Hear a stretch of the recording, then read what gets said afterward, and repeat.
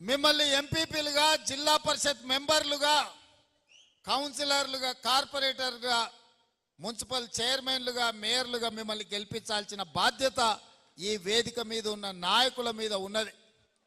ఇప్పటి వరకు మీరు మా కోసం కష్టపడ్డారు. మీరు కష్టపడడం వల్ల మేము ఇవాళ ముఖ్యమంత్రులుగా, మంత్రులుగా, ఎమ్మెల్యేలుగా ఈ వేదిక మీద కూర్చున్నాం. నిన్నటి వరకు ఈ వేదిక మీద ఉన్న చాలా మంది అక్కడ కార్యకర్తలలో కూర్చున్నారు. మీలో ఉన్న వాళ్ళకే అవకాశాలు వచ్చి ఇవాళ ఎమ్మెల్యేలు అయ్యి ఈ వేదిక మీద కూర్చున్నారు. మీలో ఎమ్మెల్యే అర్హత లేని వాళ్ళు లేరని కాదు, కొన్ని ప్రత్యేకమైన పరిస్థితుల్లో పార్టీ కొంతమందికి అవకాశం ఇచ్చింది, కొంతమందికి అవకాశం రాలేదు. అయినా మీరందరూ బాధపడకుండా, ఒకరోజు మనసులో దుఃఖం వచ్చినా రెండో రోజు ఈసారి ఎట్లయినా కేసీఆర్ను ఓడించాలి, కాంగ్రెస్ను గెలిపించాలి అని మనోనిబ్బరంతో మీరందరూ బయటికి వచ్చి మీరందరు కష్టపడి పని చేసిండ్రు. కాబట్టి ఈ మహబూబ్నగర్ జిల్లాలో 14 అసెంబ్లీలు ఉంటే 12 గెలవడం జరిగింది. అందుకే ఈరోజు తెలంగాణ రాష్ట్రంలో మన చేతిలోకి అధికారం వచ్చింది.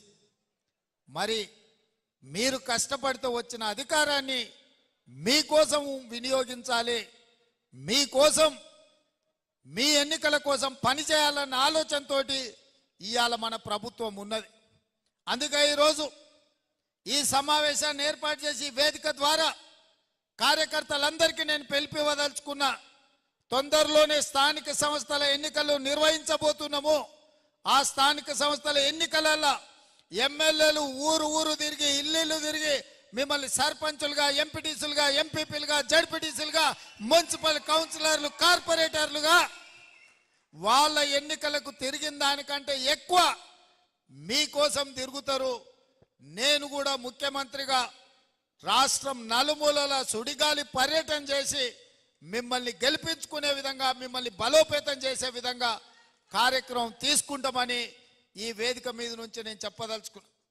మా మంత్రి గారికి, మా ఎమ్మెల్యేలకు నేను సూచన చేస్తున్నా.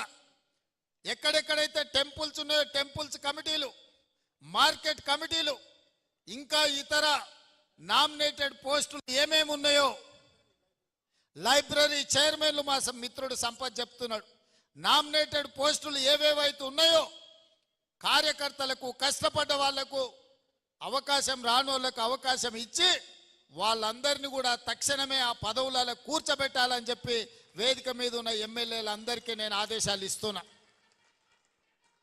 ఎవరైతే పార్టీ కోసం కష్టపడ్డారో